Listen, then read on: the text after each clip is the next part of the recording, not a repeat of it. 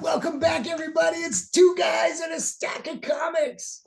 My name's Mike. That's Reed. There's your stack of comics back there. How you doing, Reed? I am doing really good, man. Purdue is going to the national championship game, so Hey, I'm congratulations. I I'm know that's thrilled, a man. I you got to be thrilled, right? good time. I did not see it coming in my entire lifetime, so I'm very happy to see it. We got a great comic book to talk about too, so great week overall. Absolutely. Absolutely. We've talked off and on this channel about, some of my favorite characters that I don't buy comics for anymore because it's just gotten too weird. Too many multiverse, too many spin-offs, too many character diluted character offshoots and strange adventures and plots that I know nothing about. I just want to read a good story with a character that I love and that I'm familiar with. Case in point, two of my favorite characters are Thor and Batman, and I haven't bought a comic for either one of those characters in probably 5+ years. Yeah, So Reed convinced me the other day always trying. to pick up a Batman comic, and I did. I picked up this first night, Yeah, and was so impressed with it. I love it. I don't need to know what's going on in the current Batman morass, whatever's happening in Detective Comics or Batman and Robin, Nightwing, Bat Thing, Bat Fling. I have no there's idea Brave and the Bold and World's Finest too that you're missing I there. have no idea what's going on in any of those books. I haven't tiptoed into the Batman realm since they pulled the rug out under me when he was going to get married to Catwoman. I Yep. think it was back in 2018. That's the last Batman comic I bought, and I love Batman. I really love Batman, and so this book was amazing. I mean, the art, the story, the classic, 1930s gangster, the old bat costume, and just a gritty kind of film noir. And then these amazing panels where like they worked with photography and Hmm. put the old New York City in there or Gotham. It was just, I mean, every page. It's one of those books where, you're reading the story, you're getting into the story, but you take a second look after you've read the page and kind of eye panel by panel. It Yeah. just was like, wow, this is so cool. So, No, I mean, great story by Dan Jurgens. Really, Dan Jurgens been writing comics a really long time. I know he was on Superman for a long time. Great to see him get a chance to write Batman, and then Mike Perkins, as you said, the art on this absolutely fantastic. Brings a really gritty, kind of visceral sort of feel to it. I think one of the things is, and I'm one of the suckers who buys basically every Batman book that comes out. Where I love stuff like this. One, I think the magazine format's really cool for this. I think what happens too often with Batman, while I enjoy 90% of the books that come out, a lot of times it's just general Batman stories that could kind of fit anywhere in continuity when they do these spin-offs.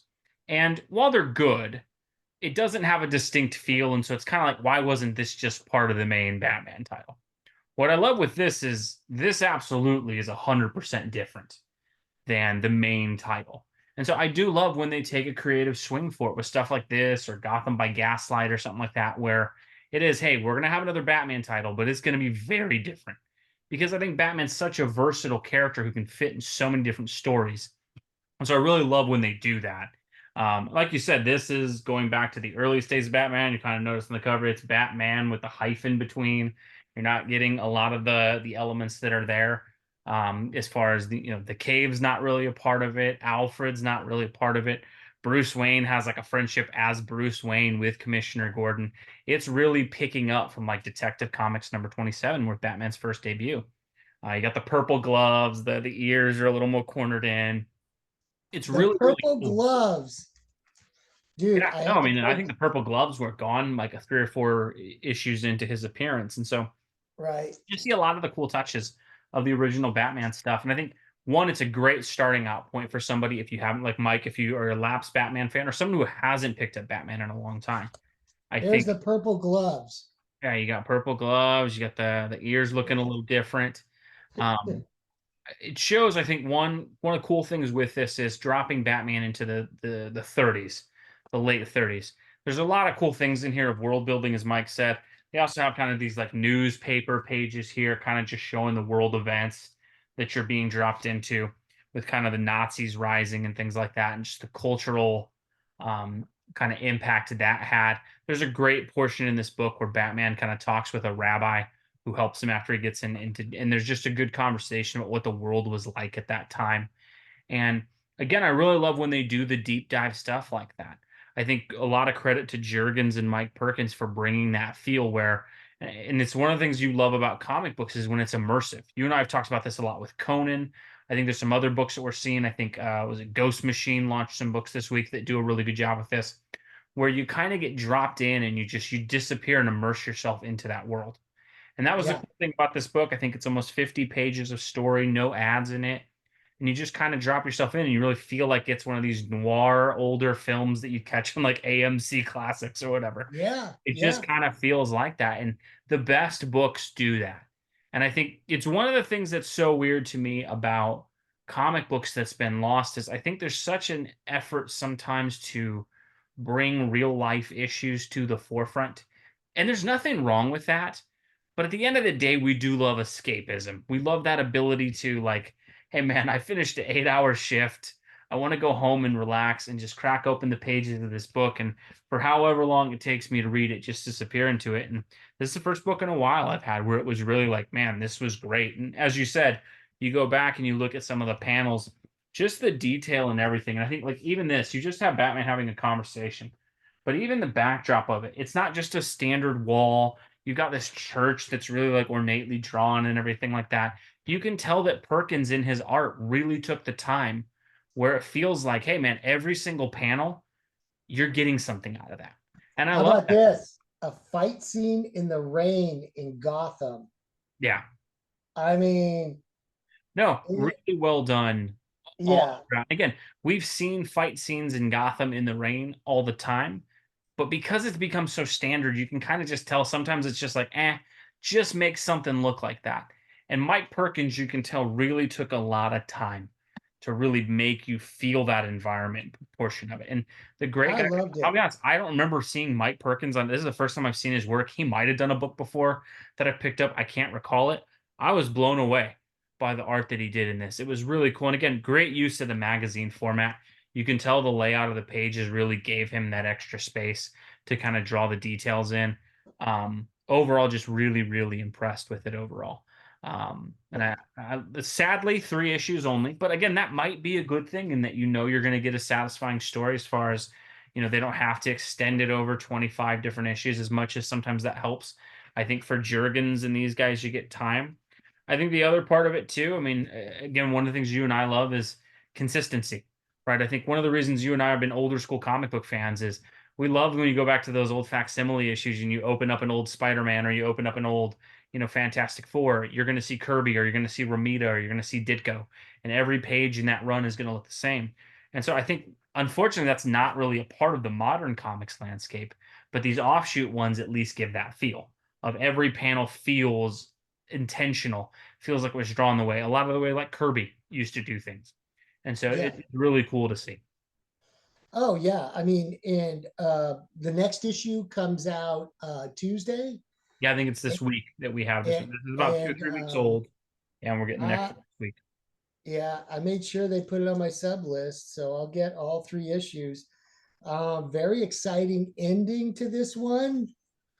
And Mhm. and I was like, what is gonna happen? No spoilers, but oh my gosh. No, leaves on a great cliffhanger.